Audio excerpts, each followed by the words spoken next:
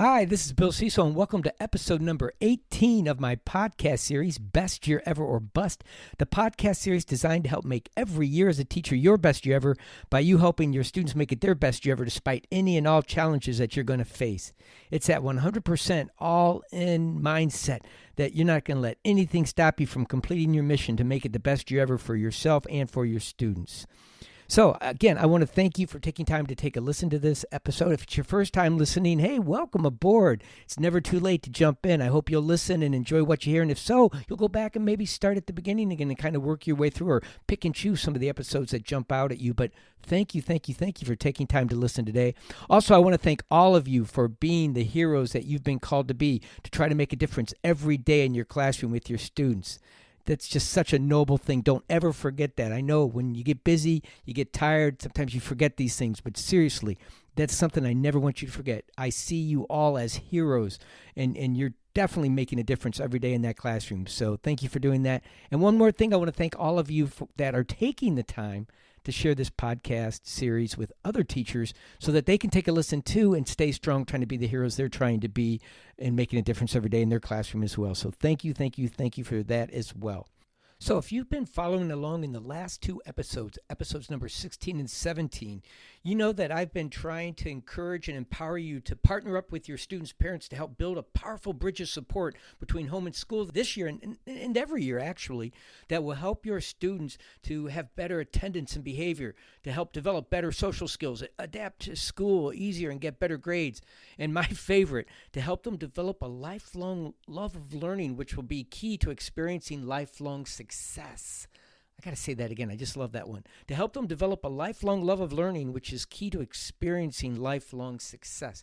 And again, remember, I didn't make this up. This is research that I shared with you. I think it was back in episode 16. I think I shared it again in episode 17 that tells you that research shows that if we can get parents involved and get them to stay involved, then definitely kids are going to be the ones that benefit the most. But we all benefit because it's a win-win-win situation. Not only do our students benefit, but we also have partners that we're working with instead of working against us, and they feel the same way. We're working with them instead of against them to do their job to help raise their kids. So what I want to do today is I got to tell you first, as I get deeper into this, I keep thinking this is just going to be a quick couple episodes and we'll move on to the next topic. It's like an onion. The more layers I seem to peel off, the bigger the urge or the desire to make sure you understand how important it is to get your parents involved just keeps growing and growing and growing in my mind. And so what I thought today was going to be our last episode in this, what I called a trilogy of talking about parent support. I'm now going to expand it out one more episode at least. I can't promise anymore it's just going to be one more because like I said, it just keeps getting more and more fascinating the more I think about this and dive into this and see what all it has to offer. But today what I want to do is I want to try to share with you, I was going to try to share 7 strategies, and I had planned to do that, and I had them all listed out in my mind. I was ready to go, but then all of a sudden this little whisper in my head just started getting louder and louder and louder. And what it was 2 things that I would always share with my students every year in school, and that I've already shared with you one of them. And also whenever I go out and speak to teachers, I share these 2 principles or strategies overall of how to approach education. And the first one you've heard me say over and over again, which is less is more, which I'm going to talk about in a few minutes again. But right now I'm going to share the other one that was just going in my mind over and over and getting louder and louder that told me maybe I'm going too fast. And that is, in my classroom, I had a saying on my board. It was on one side of the board, and it was made up of a little miniature road construction sign that you could see in Michigan, on Michigan roads, whenever there were construction sites, and it said, "Speed kills." It had the orange on the sign, and it said, "Speed kills." And so I got that little miniature, like little cutout of that, and put it on my board, and it said, "Speed kills," and then below it I wrote, "Go slow and show what you know." And what that means is that I would tell my students that speed kills, and that was a road sign they used to tell motorists to slow down, because if you don't, you could kill the construction workers on the road doing the work. And so it was a reminder to us that we need to go slow to be safe. But I also told them that speed doesn't just kill on the highways. It also kills in many other places in life. For example, it can kill in the classroom when you're going too fast. When you're in such a rush to get something done, you're not able to go slow and show what you know. And so it kills your chances to get that good grade or to do well on that test or to feel like you're really learning the subject matter that you're learning. And so I would tell them this was going to be our mantra throughout the year, that speed kills. We have to go slow and show what we know. And anytime we took a test, I would remind them of that, or working on a project, I would remind them of that. Hey, remember guys, speed kills. Go slow and show what you know. That's what's important today. Go slow and show what you know. So instead of me trying to race through 7 strategies in one episode, which I was going to try to do today, I've decided I want to back off. I want to go slow and show what I know, because I don't want to kill off this great idea, this theme we're on about how important it is to get parents involved and how to break down those invisible barriers that seem to hold us back from getting close and working well together. Remember that once bit, twice shy syndrome, where we had a parent running with a parent and it makes us not want to get more involved with parents, or parents have had a bad experience with their teachers and it makes them not necessarily want to get closer to their teachers, or they become defensive when working with their teachers. So we want to tear these walls down. So I think it's worth going slow to show what we know, or to at least for me to share my experience of what I've learned over the years of my teaching to maybe help you avoid some of the same mistakes I made. So right now I'm going to slow this down just a bit, and what I want to do today is share a couple more things with you, and then I want to share a few more strategies with you. And then hopefully next week, if this onion doesn't make me get even more excited as I peel more layers off and want to do more episodes. But seriously, I think I can wrap it up in one more episode next week. So today, I just want to share a little bit more about why this is so important and powerful to get you more motivated and empowered to do it. Okay, so now that I've created a little more time by deciding to devote another episode to this topic next week, I want to go back and I want to pick up a fumble that I made last episode when I was speeding, trying to squeeze too many things into 2 episodes. So I want to share with you the 3 must-dos you must use with your parents when trying to build them into a part of your winning team. All right? And these 3 are, number 1, don't assume your parents know how much you really appreciate them, or that you see them as valued members of your team this year. You must take time to tell them and show them, often using sincere praise, recognition, and validation when using these 10 strategies that I'm going through with you in these episodes, to partner up with them to help your students succeed by building that bridge of support between home and school that will really help your students to thrive in. But you have to take time to invest time to build this team up with your parents, just like I've asked you to take time to build your team, your winning team with your students. Right? And a big part of that is using praise, recognition, and validation so that they start to really realize that you do care about them and see them as valued members of your team. But this leads to number 2. Number 2, when you implement these strategies and you're using the praise, the validation, and the recognition, you must always be sincere. Look, you can't fake this. You must be 100% genuine every single time you use praise, recognition, and validation with your parents, because they'll see through it immediately, just like the kids will if it's not sincere. And then that will put up immediate barriers between you and your parents, and you will never be able to build that bridge of support. So you really have to be sincere when you use this praise, validation, recognition with your parents, because that's the only way this will work. And then number 3, and I have talked about this before, but I'm going to touch on it again in this context, and that is less is more. You must follow the less is more approach when using these 10 strategies. Just like I had you do with your students when setting targets to aim for at the beginning of the year, to start working to create your best year ever in your classroom. Remember I said don't use all the targets that you created when you created your vision for your best year ever. I said just pull out a few and then create action steps around those that your team can help you come up with to say, we can hit that target by doing this, this, and this in our classroom. Okay, let's do it. Let's post that on the wall and let's aim for that for the next few weeks. And then by hitting that target consistently, what happens is they start to build trust in you as the leader of the team, and then they also start to get more buy-in to the team and want to do more, because they say, if we hit those targets, I bet we can hit more. The exact same thing is true when you're working with your parents. Less is more. Get them started with the 3 strategies I talked about last week in episode 17. They don't have to do a lot there, but you're already starting to work on them, because what you're doing is you're starting to get them to hear the praise, the validation, the recognition that you're giving them as parents, and how important they are as being a part of this team that will make them want to start maybe getting more involved. And that's the whole key. But again, it takes being sincere, and it takes doing just a few at a time so that they start to see it. They start to build trust with you. They start to really want to buy into this. And then they're like, bring on more. What are we going to do next? Just like the kids are like, bring on more targets. They're going to say, bring on more targets, how we can help support you and help support our kids to really have a great year this year. And so that's the whole purpose of this. So just like I just mentioned, you want to focus on those first 3 strategies that I talked about last week in episode number 17 to really start to help to let them see that you're hitting this target of you really are being sincere and trying to bring them in this year, get them more involved and wanting to keep them involved, and really want to build a relationship with them this year, a powerful partnership that you're going to be working together. And so just to review real quickly, the 3 strategies I talked about in episode number 17 was, number 1, make a first grade impression at the open house. Your goal is to go into that open house and make really good eye contact and a big smile with your parents and your students the first time you greet them. And they want to hear it in your voice, the excitement that you have for the upcoming school year, and that you're really excited to be working not only with their child, but with them as well. And tell them that. Again, don't assume they know it. Take time to let them know in that open house that, hey, this is a year that I hope you'll really feel comfortable getting involved more. I know you're busy. I'm not going to try to take up too much of your time, but there's ways you can get involved even at home, just little things you could be doing that I'll be sharing with you. But let your kids know that we're working together as a team this year to really help them have their best year ever. And so that's the first thing. And then number 2, I said that you want to send home the best year ever brochure on day 2 of the school year that has your plan of how you're going to make it the best year ever, with your kids bringing it home to their parents saying, Mom, Dad, look what I got.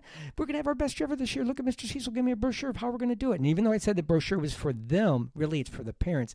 And most importantly, in that brochure is not just the doable plan that the kids are going to use to make it their best year ever, and you're going to help them to make it happen, but also as a note to the parents is another first opportunity or early opportunity in the school year to tell them how much they're valued, how much you're going to need their help, how much you're thanking them in advance for being a part of this team to help build that bridge of support this year between home and school to help their kids really thrive. That's the perfect opportunity. One more thing I do want to share about that brochure, by the way, which is a really great value that I didn't mention because I was going too fast. Speed kills, right? Go slow, show what you know. I'm going to back up, pick up that fumble. The one reason I sent that brochure home, though, was that I really, truly wanted parents to know that I promised them I was going to help their kids have their best year ever. You talk about fear is a great motivator. I've just told my parents on day 2 that their kids are going to have their best year ever.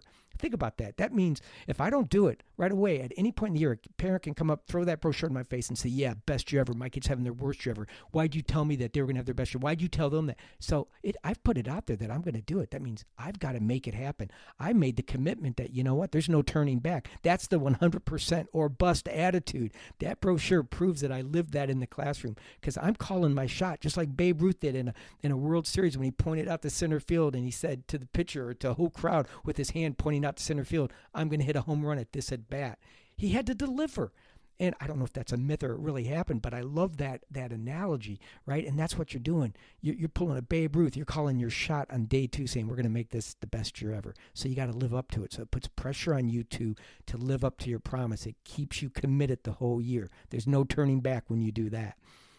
And then getting back to this, number 3, to make sure that you're really getting parents involved and you're sincere about it. You have to start building a positive bank account with your parents right away, remember I said more deposits into that account than negatives when you're talking about their kids, right? When you're talking about their children. You don't want to call them up the first time in the year and say, oh, I got a problem. You got a minute? Can we talk? Because right away they're going to go, there we go again. You only call when there's a problem, you teachers. You never call about good things. You're going to be a teacher that does call about good things, or at least texts or sends messages home through notes with the kids. But again, I called my parents, maybe because we didn't have texting back then, but I'm a more person. I like to hear their voice. I want them to hear my voice, to know I even went a little bit the extra mile to actually pick up the phone, dial the numbers, and talk with them on the phone for a couple minutes. you definitely want to start building this positive bank account with your parents, right? So this will buy you some time at the beginning of the year while you're doing those three things with your parents. You've made those three efforts. Less is more. You don't have to do much more than that to start the year. That gives you the first 30 days to really start focusing on what's most important, which is building your students into a winning team, right? You're going to be spending lots of time setting those procedures, getting the rules up and running, getting that vision to be that shared vision clear and everybody bought into, right? It's going to take about 30 days to start attract fans, right? Winning teams attract fans. And so that will motivate your kids to do it even more. You're going to be busy. That first month of school, I think, is always the hardest month for teachers because you have to put out, using Best Year Ever at least, because you have to put out a lot of energy to build that team and to build that positive, safe learning environment that your kids are going to thrive in. So you're not going to have a whole lot of time with your parents, but those three strategies are really going to help to get that started. So go back and listen to episode number 17 if you want to review those strategies. But now, without further ado, I want to talk about today's strategies. I'm only going to throw three at you today so that I don't take too much more of your time. Or worse, overwhelm you, and then you feel like it's too much. I can't do it all yourself, so less is more.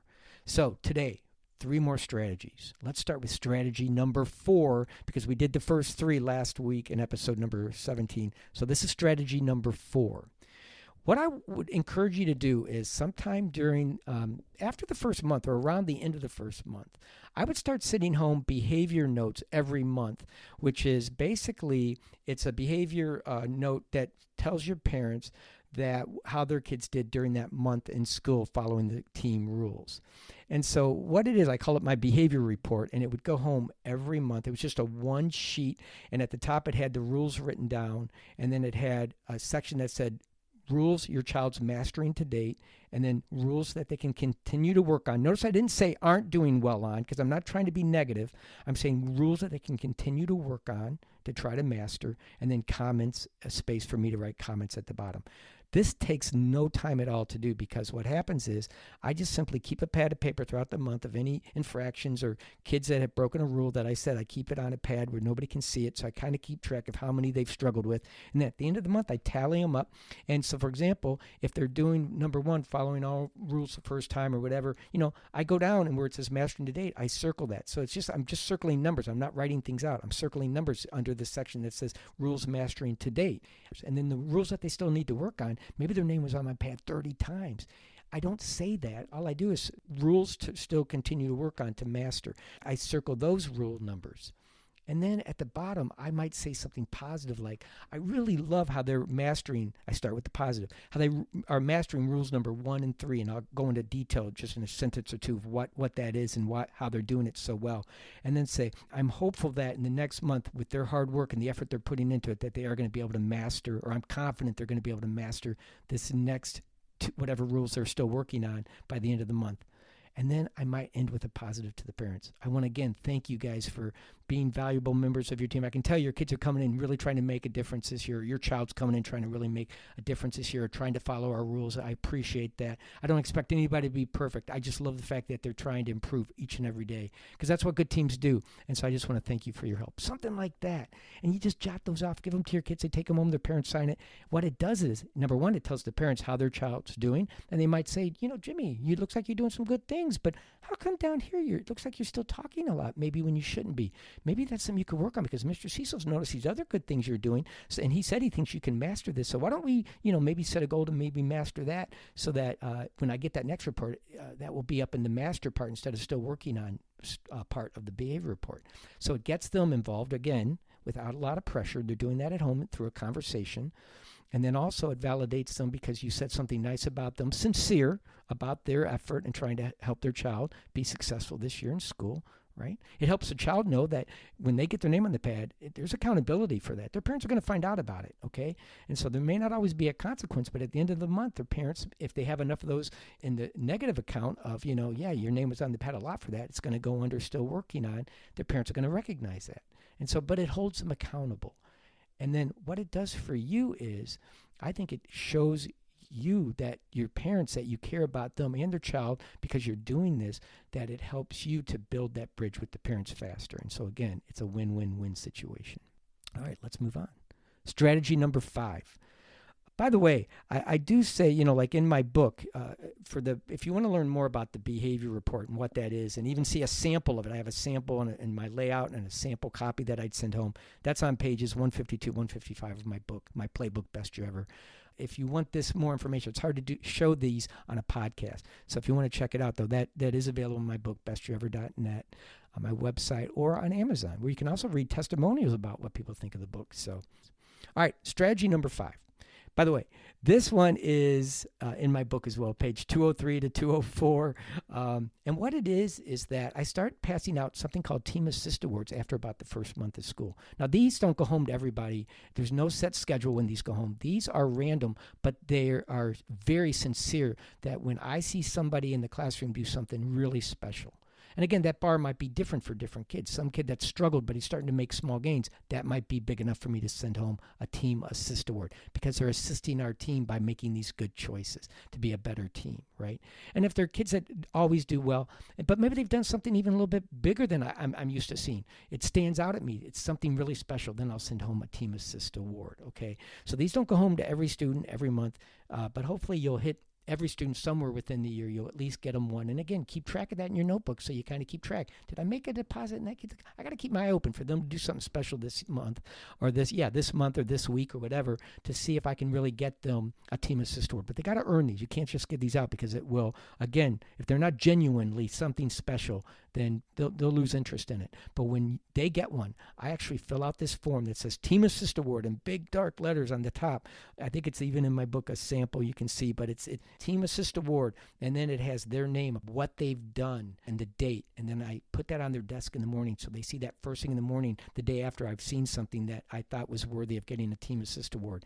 And again, I might only give out about maybe 5 of these a month, 10 a month at the most. I don't think I've ever given out that many, but I may have. But my point is, that's how rare they are.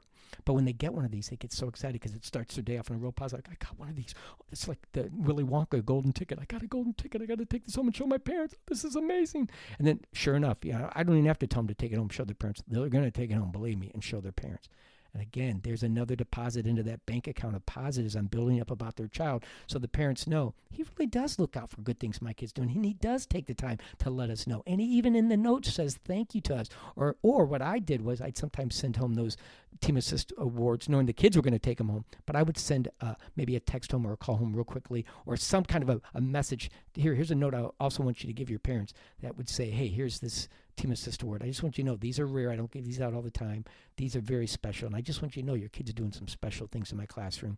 And I just want you to be aware of that. And again, thank you for your support and the things you're doing at home that I know you're doing to help your kid come into school and make these right choices. So thank you very much. Again, a win-win-win situation.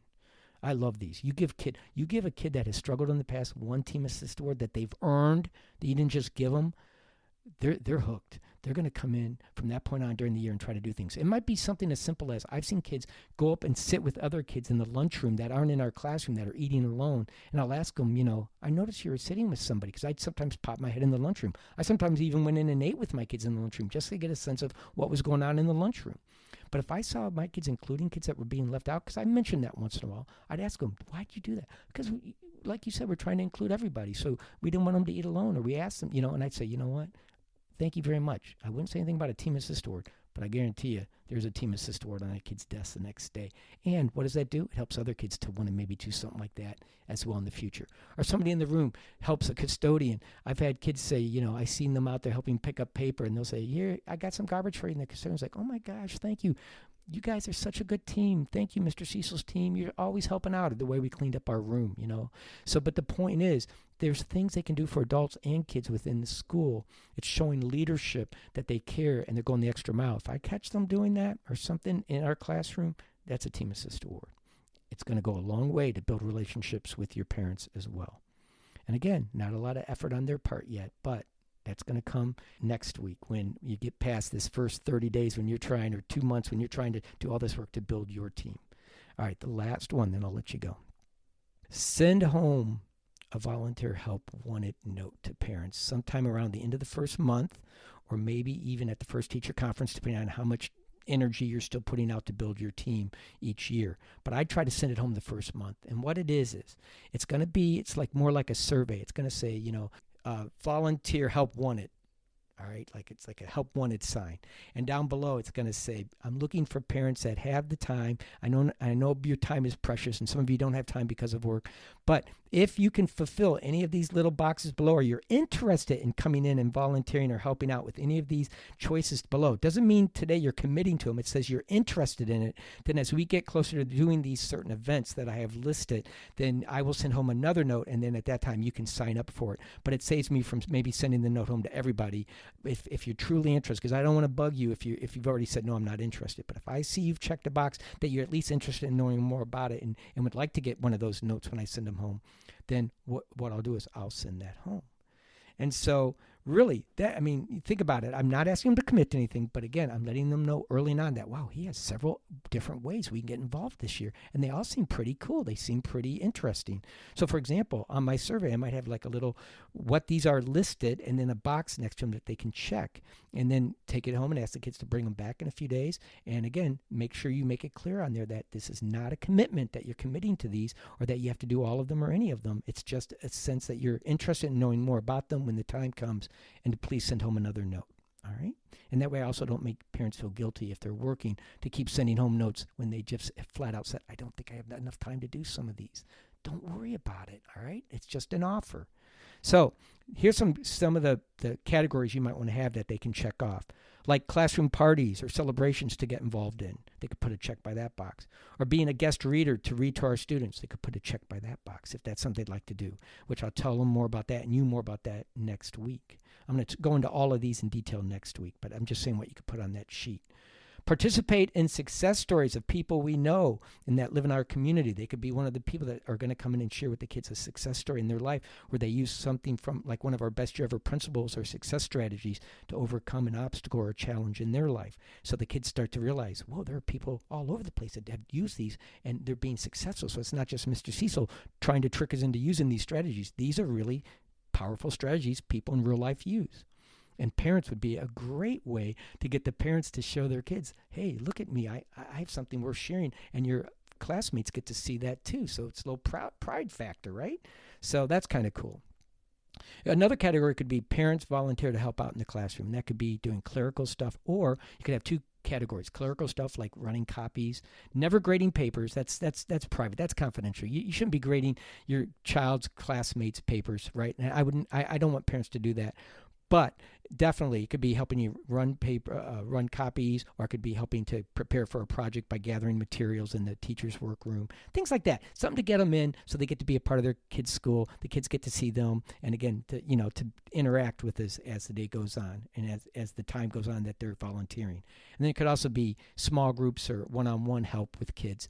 And again, I'll talk more about the limitations or what you got to do to make sure that that's safe for everybody and it's doable. And then finally, it could be like attending upcoming presentations could be a category, or performances that we're going to do. Sometimes I even do something called open mic in my classroom, which I'll talk about next week, where the kids perform a little skit on or a song that they want to sing, or a routine that they do, like in cheerleading or gymnastics. I literally, once a month, I would sometimes do open mic in the wintertime to keep their spirits going if they earned it, where they got to do presentations the first half hour or little open mic presentations that they wanted to perform in front of their classmates. And again, I would invite parents in for that. And so if they're interested in something like that, they could check that off. By sending this home, again, it's not asking for a lot of commitment yet. That's going to be coming up from them, but it's setting the table for success. It's bringing them in slowly so you don't scare them off and without overwhelming them saying, we're going to start all this next week. You got to be ready. Okay, here we go. It's not like that. It's over the course of the year. And so it gives you another opportunity to say to them and show them you're sincere when you say, I really want you to partner up with us this year, and to give them these options. Okay. I think I've said enough. This is exciting. Like I said, it's like the more you peel this onion, man, the more it gets really interesting, and just makes me want to go back almost and start teaching again, because I just love to just to see these in action again. It's so much fun to build your team, not only with your students, but with your parents, and see the amazing results it has. So I hope you'll keep this in mind. And in the meantime, remember, best year ever. You have the power to make it happen.